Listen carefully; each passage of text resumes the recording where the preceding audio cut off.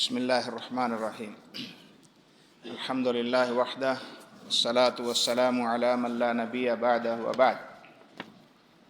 امانت خلق عظیم میں سے ہے جس کی حفاظت اور ادائیگی کا حکم اللہ جل جلالہ نے دیا اور فرمایا ان اللہ یأمرکم ان تؤدوا الامانات الی اہلہا۔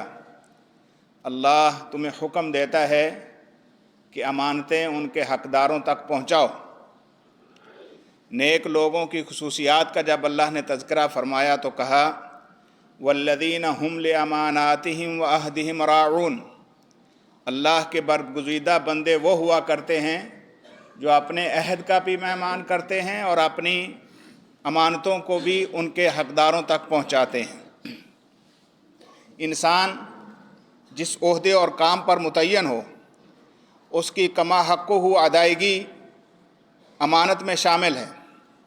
اس لیے تمام لوگوں کو خبردار رہنا چاہیے کہ کسی ایسے آدمی یا کسی ایسے گروہ یا کمپنی کو ایسی امانت سپرد نہ کی جائے جس کا وہ اہل نہ ہو، اور ذاتی مفاد یا کسی دوسرے شخص کی مصلحت کی خاطر کسی غیر اہل کو ذمہ دار نہ بنایا جائے۔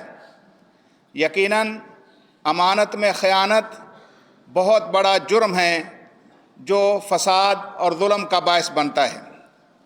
رشوت لینا جہاں امانت میں خیانت ہے وہاں یہ کبیرہ گناہوں میں بھی شامل ہے۔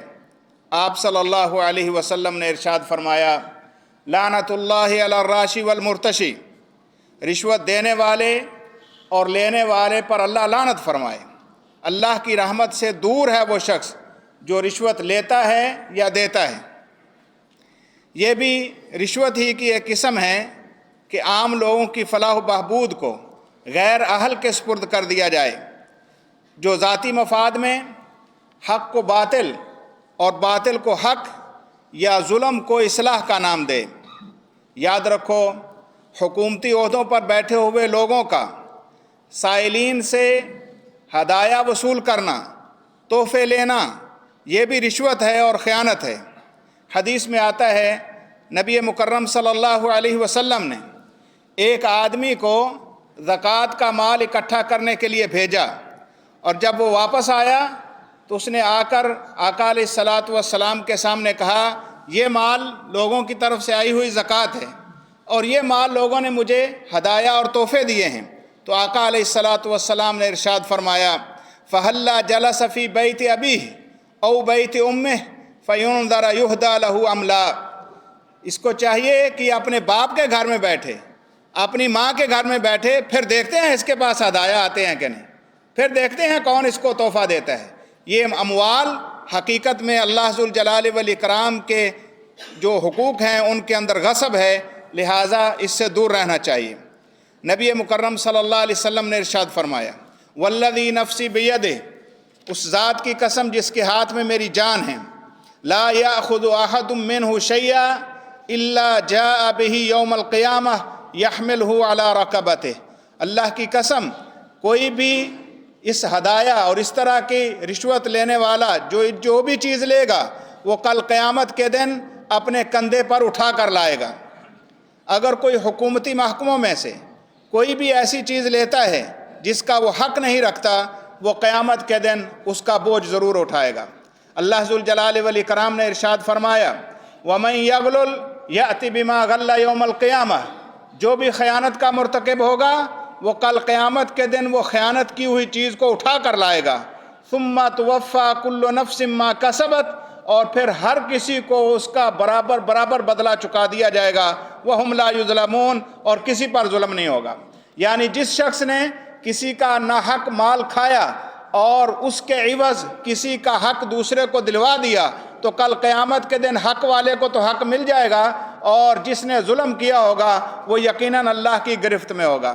آقا علیہ الصلاۃ والسلام نے ارشاد فرمایا من استعملناہ منکم علی عمل، جس شخص کو ہم کسی ذمہ داری پر لگائیں فکتمنا مخیۃ فما فوقہا، اور پھر وہ اس کام میں سے ایک سوئی کے برابر کوئی چیز چھپا لے یا اس سے بھی کم، کانا غلولاً یاتی بہ یوم القیامہ، یہ وہ خیانت ہوگی جس کو کل قیامت کے دن اسے اٹھانا ہوگا۔ اندازہ کیجئے اس حدیث میں نبی مکرم صلی اللہ علیہ وسلم نے انتہائی ادنا چیز کو بھی خیانت کہا ہے، اور اس خیانت کے اوپر بڑی سخت وعید سنائی ہے۔ تو جو لوگوں کے ہزاروں خربوں کھا جاتے ہیں ان کے بارے میں کیا خیال ہے؟ اللہ کی لاٹھی بڑی بے آواز ہے، اور اللہ ذوالجلال والاکرام کا نظام بڑا صاف اور ستھرا ہے۔ آج اگر کوئی ظلم کرتا ہے تو یہ ہو نہیں سکتا کہ وہ بچ جائے۔ اگر ظاہری طور پر اہل ایمان کو، اہل حکومت کو یا کسی بھی شخص کو دھوکہ دیتا ہے، اللہ کو کبھی دھوکہ نہیں دیا جا سکتا، یقیناً اللہ کے ہاں اس کا ضرور مواخذہ ہوگا۔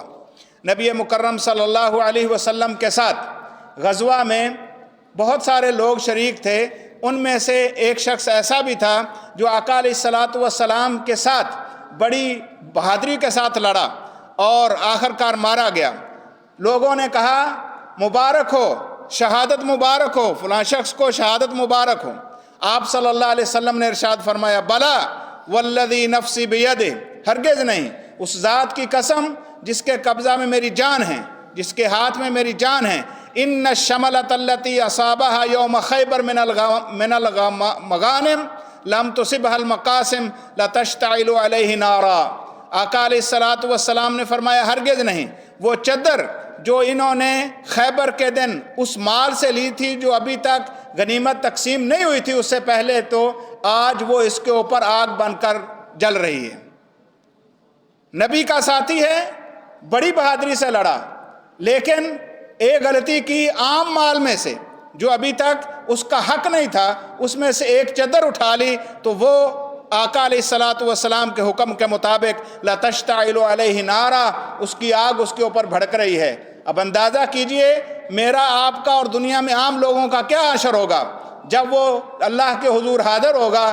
ایک نہیں کئی چیزیں اس کے ساتھ جو ہے وہ امانت میں خیانت کی وجہ سے آئیں گی۔ اللہ ذوالجلال والاکرام نے ہر کسی کو اس کا حق واضح کر دیا ہے۔ بغیر حق اور ناجائز کوئی بھی مال کھانا کسی اہل ایمان کے لیے جائز نہیں ہے۔ یاد رکھیے، عام عوام کے مال کو صحیح استعمال میں نہ لانے سے جہاں حق کی تلفی ہوتی ہے وہاں دشمنیاں بھی پیدا ہوتی ہیں، اور عام اصلاحی امور معطل ہو جاتے ہیں، اور یہ لوگوں پر ظلم ہے اور کبیرہ گناہوں میں سے ہے۔ آپ صلی اللہ علیہ وسلم نے ارشاد فرمایا اِنَّ رِجَالًا یتخوضون فی مال اللہ بغیر حق، بہت سارے لوگ ایسے ہوتے ہیں جو اللہ کے مال کو بغیر حق کے استعمال کرتے ہیں، فَلَهُمُ النَّارُ یوم القیامہ، ان کے لیے قیامت کے دن آگ ہوگی۔ لوگوں، یہ ہم سب کی ذمہ داری ہے کہ اگر کوئی مالی یا اداری فساد دیکھیں تو ان کے ذمہ داران کو مطلع کریں۔ اللہ ذوالجلال والاکرام کا حکم عام طور پر ہمارے لیے یہی ہے۔ اللہ جل جلالہ ارشاد فرماتے ہیں وَتَعَاوَنُوا عَلَى الْبِرِّ وَالتَّقْوَىٰ وَلَا تَعَاوَنُوا عَلَى الْإِثْمِ وَالْعُدْوَانِ، لوگوں نیکی اور خیر کے کاموں میں ایک دوسرے کا تعاون کرو اور برائی کے کاموں میں کسی کا تعاون نہ کرو۔ وَاتَّقُوا اللَّهَ، اللہ سے ڈرتے رہو۔ ان اللہ شدید العقاب، یقیناً اللہ کی گرفت بہت سخت ہے۔ اللہ سے دعا ہے اللہ ذوالجلال والاکرام امانتوں کو ان کے حقداروں تک پہنچانے والا بنائے۔ اللہ اپنے کام کو صحیح معنوں میں کرنے والا اور خیانت سے بچنے والا بنا دے۔ وآخر دعوانا ان الحمد للہ رب العالمین۔